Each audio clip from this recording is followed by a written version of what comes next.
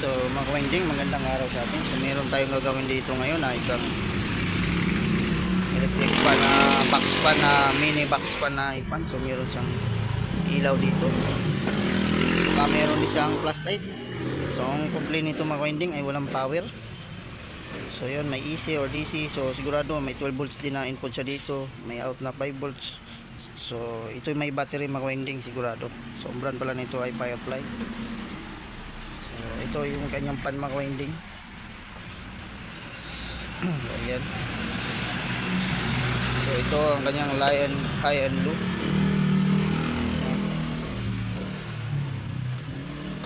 Ito yung kanyang patayan sa gitna. So ilo natin para matesting natin. So saksangan natin mga ka-winding. So bakit nagba-blurred pa? Yan. Saksak natin mga ka-winding. Yan, saksak naman yung ka-winding. So hindi umikot yung ating pinaka-ilisi niya.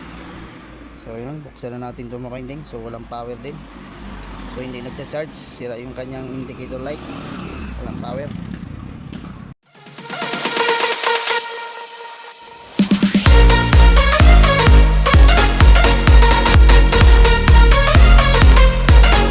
Mga ka-winding, so nabuksan na natin. So hindi ko na pinakita sa inyo yung pagkalas. So ito yung kanyang battery mga ka-winding na ginamit. Firefly din, 4.5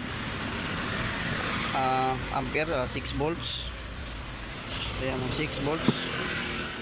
So yun mga ka-winding, so i-testing natin yung kanyang battery kung mayroon ba, kung may laman ba ito. Bakit tawag yan. So ilagay natin yung camera sa bad natin.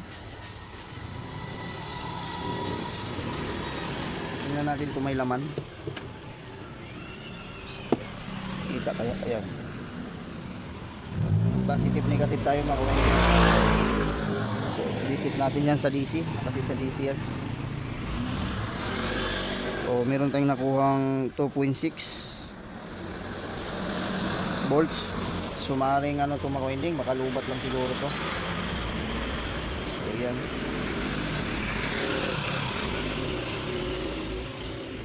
2.6 volt. So mga ka-winding ay tawag nito.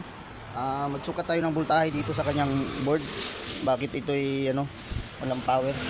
Hindi nag-iilaw kasi dapat iilaw yung kanyang standby. Natin yung saksak natin yung plug. Sukat tayo ng voltahe ngayon mga ka-winding dito sa kanyang lapit lang natin. Ayan. So yan.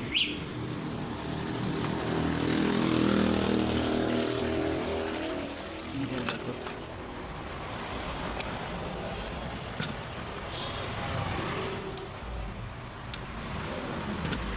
Kita kaya hindi naman kita yung ating tester. Ayan na lang. Ayan, sukat tayo ng voltahe. Ayan.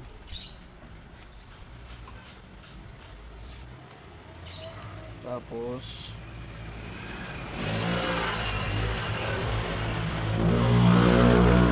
saksak na tayo mga ka-winding. So dito muna tayo sa pinaka sa power supply nya papunta sa board kung meron tayong makuha. So meron tayong 7.9 volts. Tapos dito naman mga ka-winding sa kanyang battery 7.6. Dito sa papuntang motor wala, zero yan kasi naka-off yan. Ito rin dito okay nya. So 5 volts lang naman yan. So okay naman yung kanyang supply mga ka-winding. Wala namang problema yung papunta dito sa board. So wala lang talaga siyang indicator light, walang standby. So pero kahit walang battery mga ka-winding, kahit walang battery ito, bawa nasira yung ating battery, mayroon pang paraan dyan para umandar ito. So, may paraan pa dito na para umandar yung ating ilisi. Kasi meron tayong gagawin dyan. May halimbawa nasira yung battery mga winding, hindi pa rin masasayang yung ating itong box pan na ito. So, ito ganito lang yan mga winding. So ayan, maghihinang lang tayo mga winding ng wire para umandar itong kanyang fan. So itong ano mga winding, itong ilaw naman niya, itong mga ilaw niya tulad nitong mga flashlight niya, yung flashlight ito, flashlight na ito, saka itong mga LED niya na ilaw, ayan ay gumagana naman pag sinaksak natin sa 220. Tapos ngayon yung winding ito, kahit nakasaksak yung ano natin, hindi talaga under yung ating fan, yung ilisin niya.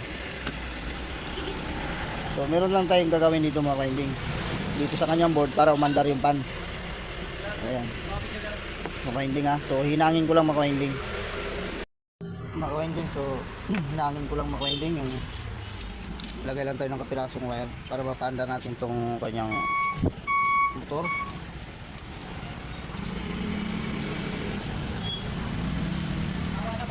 Pag ganitong sistema ng mga box pan mga winding na may mga board, tapos kadalasan nasisira yung battery pag ayaw bumili yung may-ari, so ganito lang ginagawa ko nyan.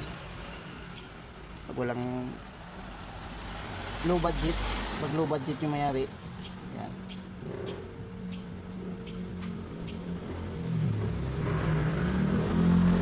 so ayan mga winding, ayan hininang ko, yan. So papandarin lang natin yung kanyang pan. So yan, tayo natin na umikot yan. Yan, yan, yan. Yan, yan. Para kitang kita. So saksak ko mga winding ha. So lagay mo natin yung power cord. Tapos ilayo lang natin to para hindi magdikit yung sa battery. Yung sa battery na positive ko natin. So yan, yan natin umikot yan mga winding. Diba? Mandar siya yung ating pan, umikot. Nandito ang hangin niya. Mga winding. Oh, ayan oh. So ito yung switch natin yan mga winding, yung wire na yan. So ngayon pag inalis ko yung mga winding, mamatay. Ano? Alin po? Ibang ka-winding ha. Customer lang, binigyan ko lang muna. So yung mga winding, saksak ulit. Ayan, mandar. So mandar yung mga winding, mikot. Ngayon, pag tinanggal ko itong switch mga winding, mamatayan. Ayan o. O, ihinto siya. Diba? So ayan, tapos yan. Yan. So ayan. So yung mga winding, ginagawa ko pag sira yung battery. Pag sira yung kanyang battery, so sa ganitong design na box pan sa board. So ngayon mga winding ay tawag nito. Ngayon mga winding, so ito yan mga winding, tutok natin. So ano yung ginawa ko? Taka kayo saan ba nanggaling yan yung ating ginawa. So dito yan mga winding. Dito sa kanyang DC. So yung off niyan gitna. Yan. So natanggal pa yung flashlight. Okay. So ngayon mga winding ay baka lubat lang yung battery. So hintayin natin na i-charge kasi okay naman yung dito may supply naman itong papuntang battery niya, wala namang naging problema. Ang naging problema lang niya yung kanyang standby yung ilaw. So ayaw gumana, so hindi na. So ngayon mga winding, so ilusot lang natin ito doon sa pinaglalagyan ng battery itong switch. So hindi na natin to aalisin kasi kung ito gumana, ma-full charge yung ating battery, sabihin sabihin hindi pa sira yung battery. So pag sira na yung battery mga winding, so ito na lang ang gagawin natin dyan para paggamit niya pa rin yung kanyang box pa na fan. So kabit ko lang mga winding, so hintayin natin para i-charge yung battery. So mga ka-winding, so itong kanyang standby indicator light mga ka-winding ay so checkin natin mga ka-winding kung pundi ba ito. So itong kulay green mga ka-winding, so bihira lang ito mapundi kasi sa power lang naman to. So i-check natin itong kung alin dito. So ito muna ang isang pula mga ka-winding, yung pinaka charging niya sa charging ko itong kanyang indicator light. So checkin natin kung buo pa ba yan. So babaklasin na natin yan mga ka-winding.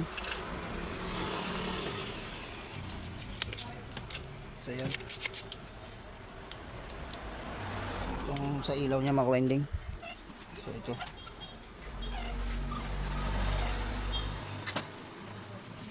tingnan natin mga ka-winding kung Naglain na po di mong kabuhi. Hi. Wala, nagluloko ka niya, ano, remix talaga, oh. ito mga ka-winding, natanggalan natin yung ilaw. So yan. So kuha tayo ng tester. Set na agad natin sa 1K para magkalaman.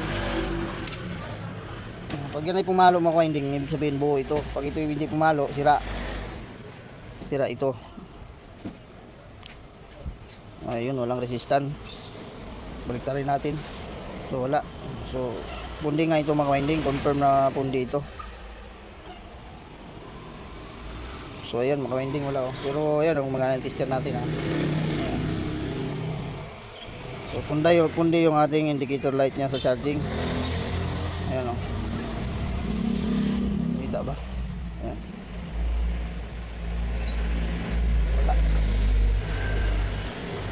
Wala mga ka-winding. So pundi talaga mga ka-winding. So try natin gumawa ng bago mga ka-winding.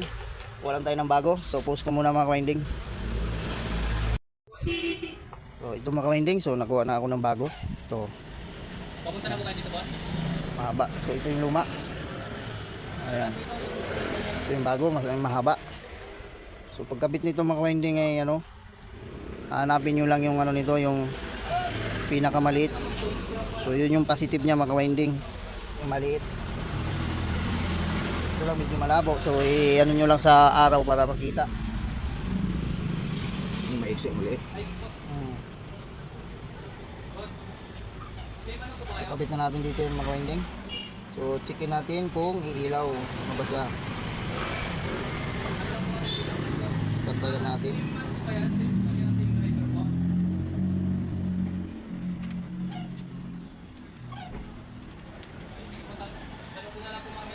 Iksi, sobra yata ng iksi.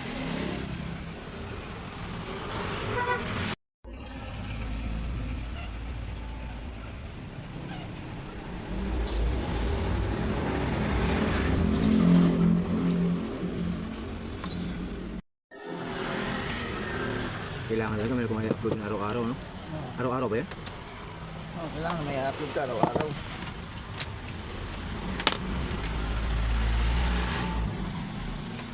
So nagtanggalan ng mga wiring natin mga ka-winding. So yan, tingnan natin mga ka-winding, isaksak kung iilaw na itong pula. So dapat may ilaw na yan.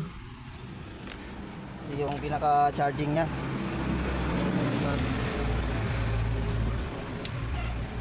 So yan mga ka-winding. So abangan natin yung mga ka-winding pag umilaw yan.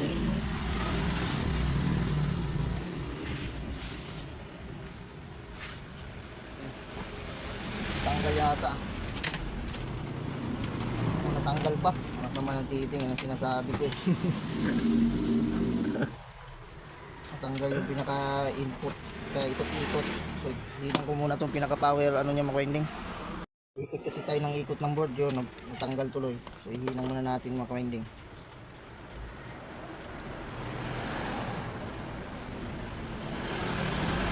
Yan. Hinang na natin. Kung tumatanggal ha. Ayan.